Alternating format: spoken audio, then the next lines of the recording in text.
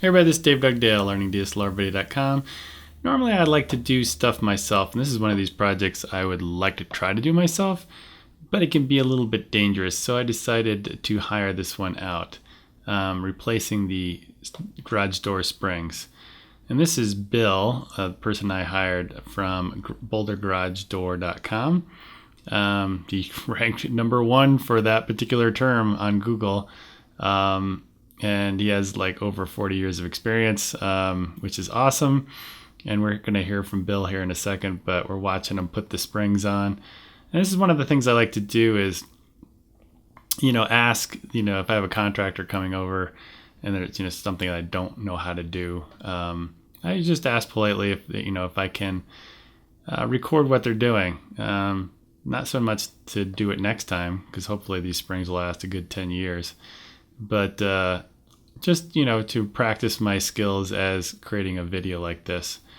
So you see right here, he's also replacing the springs, the cables, because the cables are starting to get somewhat frayed. So after a while of filming him, and he was working pretty fast, actually. He did this, I don't know, maybe in an hour with the springs. I asked him a few questions of why people don't do it themselves. When it breaks and unwinds, it actually will do a complete, well, it's about almost 8 turns, 7.5 to 8 turns. It'll unwind those 8 turns, wind the other direction, maybe 4 or 5 turns, come back again and kind of oscillate back and forth before you can blink your eyes. Oh, wow. It is so fast. Well, you figure the spring weighs maybe 15 pounds, and it's under, it's under about, probably 100 foot-pounds of torque. So it should, bam.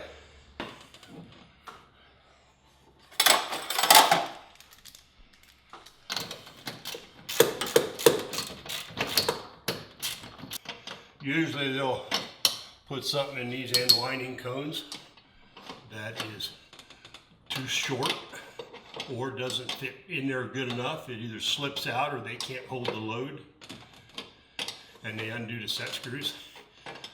So they got all this stuff spinning around in front of them, and they get their hands chewed up.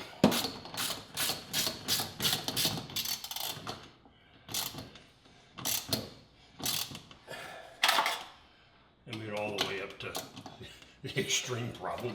You get hit in the head with a winding bar and you die. But, you don't hear about that, but you hear a lot about getting a broken arm or losing some fingers and stuff like that. It looks pretty simple, but usually a homeowner doing this from scratch, you'll have a big Phillips screwdriver stuck in here or something.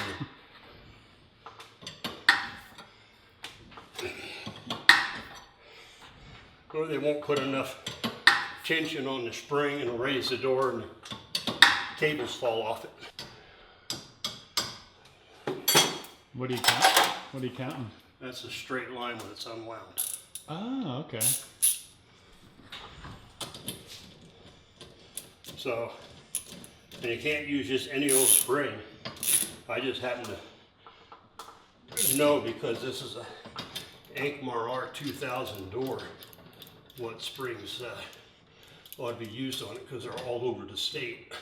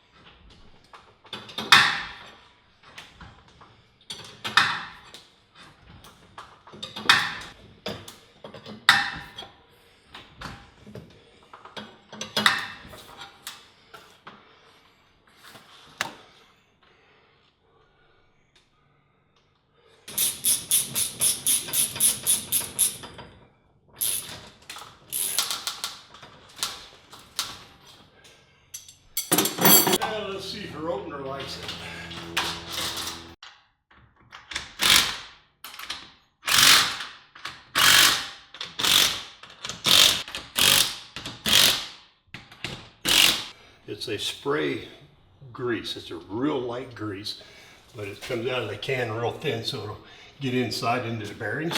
Okay. And then it thickens up in about a minute to about like the consistency of luber plate warm butter. So it doesn't get so, it causes a drag.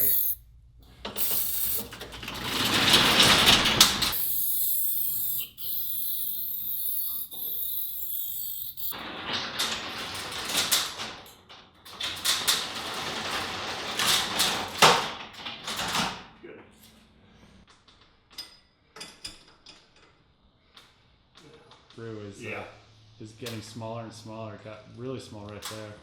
Really, yeah.